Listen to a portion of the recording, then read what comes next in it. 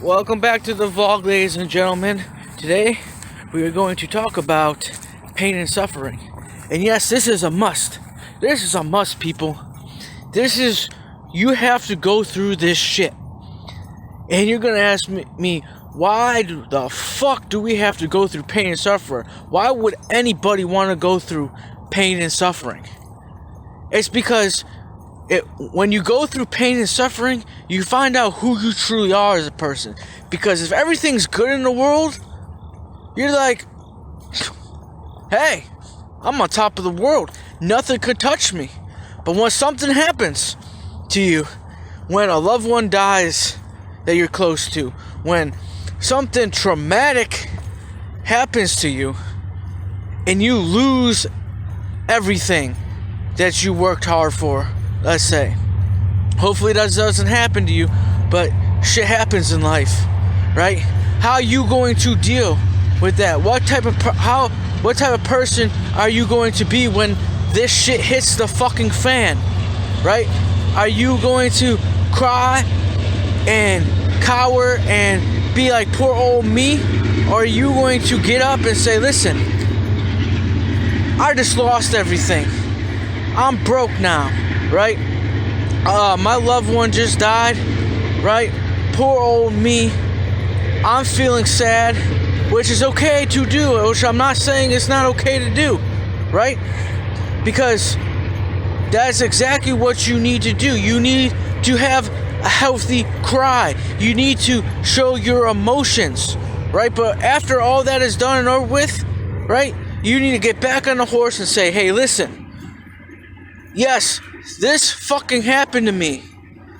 But now I'm going to work my ass off to overcome whatever this major tragedy has done in my life. Step number 2, like I've been telling you in my program, you have to say to yourself over and over and over and over to yourself, hey, I'm not going to let this moment define me. I'm going to get over this shit, right? Until you believe in your heart that you are going to get over it, right? And then you find a way to get over the shit, and then you feel 110 times better. So, people, don't be afraid to show your emotions, right? Especially men out there. I know big macho men, right? Don't want to show their emotions, don't want to cry. Men cry bullets, not tears. I say that's bullshit. But have that healthy cry. Have that moment of sadness. But don't let that sadness, don't let that depression, don't let that cry turn into a week's long thing, a month-long thing, a year-long thing. Get back on the fucking horse and drive it again.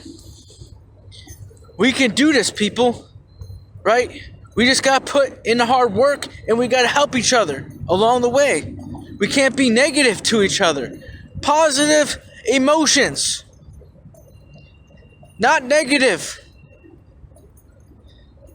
So, when you're going through that hard time, and you know someone's going through that hard time, don't be afraid to reach out to somebody, and that person that you're reaching out to, don't be afraid to help that motherfucker. Because that's the key.